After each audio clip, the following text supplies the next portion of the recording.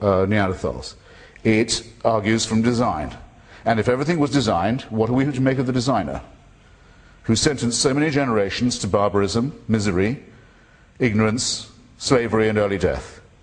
In the first place, isn't that rather an incompetent, rather tinkering designer, to say the very least of it? In the second place, isn't it a rather cruel, or at the very best, a highly indifferent one? And we still can't be sure whether this same incompetent and indifferent and cruel person cares whether we go to bed with members of our own gender or not, because there's no way to derive verdicts like this from evidence like that. So the religious still haven't scored the ghost of a point. And that's only to comment on what we know about the last 100,000 or 250,000 years of our own lives. Less than a millisecond of evolutionary or cosmic time. Any study of the process by which it occurred, and we're not, I hope, going to hear that it did not, has to impress us with two further facts that are facts, verifiable, findings, verifiable. The first, 98% of every species that ever appeared on this earth has by now also disappeared from it, become extinct. The second is how very nearly we as a species joined that list. Look up, if you will, the scientist at the National Geographic who now makes it possible for you to look up your own genome, sequenced it all the way back to Africa, find out what your ancestry and ethnic parentage is, avoiding the stupid concepts of race that have oppressed us for so long. According to him, by the time we decided to abandon the environment for which our bodies are still adapted, the African savanna, it's very probable, due to volcanic eruptions blotting out of the sunshine by particulate matter, and other terrible occurrences, that we were as a tribe down to less than a few thousand individuals before deciding we better get out of this place. We better move on up and out where it's cooler. It's only a very, very contingent matter that we made it this far. And we did not make it because we were helped. We did it by our own unaided effort, if I can put it like that. And our organs, as you can see, when you examine the appendix, the jawline, the coat of fur that you grow and shed in the womb when you're 3 months old, still adapted, annoyingly for us, as are your knee joints and many other things, to the African savanna that we had the good sense in time to abandon. Now, that's not the worst of it. You've got to now think what's going to happen to the cosmos and our place in it. I've got 2 minutes. I'll make the best use of them I can. In the observable universe, there are 400 billion galaxies. Anyone claiming to know enough about this profusion to infer a plan from it had better be very well informed, and I congratulate anyone who tries. When I say observable, I mean something else that's also contingent. Edwin Hubble a few decades ago made the discovery those galaxies are moving away from each other at a very rapid rate that leaves red light behind it. I don't think anyone any longer denies it. Most scientists thought, operating on usual gravitational principles, that that rate would have to slow down by now. They'd be expanding, yes, but the rate would be slowing. No, it's not. It's expanding. The rate is going up. It's getting faster. It's getting close to doubling. That's only 10 years ago we found that out. That means that galaxies are going to be pulled apart faster than light and going to cause them to drop out of view. That means that the reference points for measuring expansion will go, and we'll dilute everything we found out about the Big Bang to nothingness. In fact, to put it as the great physicist Lawrence Krauss has put it, it will erase all the signs that the Big Bang ever occurred. In other words, those who say to you, how is there something instead of nothing, have got to explain to you how well designed it is, how predetermined it is, that very soon in physical time there will be a great deal of nothingness where once there was something. And that this is part of the plan. That the plan is for nothingness. And in local news, more local news, the Andromeda Galaxy is headed our way directly, collision course, much more local news, just our little suburb of the universe.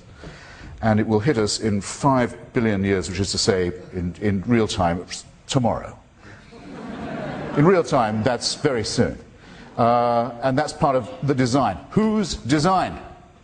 What kind of designer? What kind of caprice? What kind of incompetence? What kind of cruelty? What kind of nihilism? What kind of commitment to nothingness? And in the meantime, in the little suburb where we dwell, every other rock in our solar system is inhospitable to life as being too hot or too cold, as is large tract too hot, too cold of our own planet, which is on a climatic and ecological knife edge, as we have good and better and more recent reason to know, and that it is as likely that we'll be able to get out of the way of this and move elsewhere in response to the climate crisis as it is in response to the Andromeda crisis, and that those who try and teach you differently are asking you not to use your intellectual or analytical capacities at all, but to do something very old, very backward, like the Aztecs, like the pre-Galileo, stupefied human beings who didn't know the microorganisms were there, who didn't know about the Big Bang, who didn't know about the red light, and simply to place everything you have on a leap of faith. Ladies and gentlemen, brothers and sisters,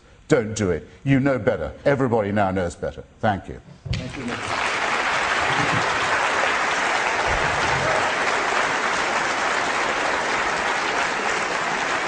Thank you. Thank you. Thank you, ladies and gentlemen. By your extended clapping, you're eating up into the next speaker's time. Mr. Richards. Thank you. It's terrific to be here. I count it a privilege to be here, to be the antagonist today of Mr. Christopher Hitchens.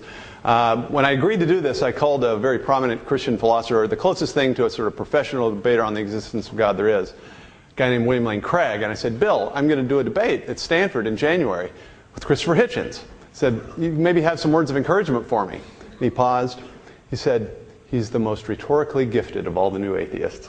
This is not a word of encouragement. You've seen rhetorical giftedness here. But we're here to debate a specific subject. What's the subject? The question is atheism versus theism, right? That's the title of the event. Atheism versus theism and the scientific evidence of intelligent design. Now, neither of us expects either a consensus, of course, on this question, but neither of us expects a knockdown, drag-out argument that establishes with mathematical certainty the answer to the question. What I want you to consider here for a few minutes, I've got 12 minutes. I want you to ask the question this way. Let's treat atheism and theism as competing hypotheses, competing attempts to explain the world around us. And consider the things that we know either with absolute certainty or that we know pretty darn certainly. All right?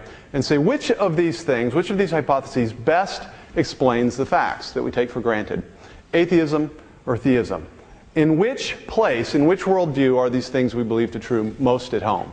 Now, I'm not a literary scholar or a theorist. I'm a lowly analytic philosopher. And so what I want to do is give you essentially a laundry list of facts that I think clearly are better at home in a theistic understanding of the universe than in an atheistic understanding of the universe. Some of these things are evidences for intelligent design. They're drawn from specific evidence and knowledge and discoveries we've made in the natural sciences in the 21st centuries. Others are things that we know simply from introspection. The first of these I would call to your attention is our knowledge and certainty of certain moral truths. Whether you're an atheist or a theist, a Jew, a Christian, or an agnostic, there's just certain things that you know are true about reality. Whatever your sociology professor may have told you, for instance, you know that it's simply wrong to torture little children just for the fun of it. You know that's true. I'm not saying you believe it. I'm not saying you simply believe it as a sort of cultural condition that you're shaped by. I'm saying that you actually know it. You know it with a degree of certainty, at least as certainly as you know that there is an external universe. Mr. Hitchens knows it as well as I do. These are simple moral truths. It doesn't mean there aren't complicated moral truths on which we can ask difficult questions, but there are basic moral truths, odds, that we accept and we recognize. Now the question here is this. It's not whether atheists can adhere to moral truths or that can know them. In fact, the Christian tradition has always been unanimous in saying, as Paul said in the book of Romans, that the Gentiles, although they did not have the law, nevertheless had the law written on their hearts. The question is, of the two competing hypotheses we're considering this evening, atheism and theism, in which one is our knowledge of moral truths most at home? The atheist perspective, atheism is something like the claim that there's no such person as God, that the fundamental reality, the thing from which everything else derives, is something like the material universe. As Carl Sagan put it in his great Cosmos series, the cosmos is all that is, or ever was, or ever will be. That's the fundamental reality. It's an impersonal reality. It doesn't exist for a purpose. It doesn't call us to any particular purpose. The theistic claim is that the fundamental reality is a personal being, a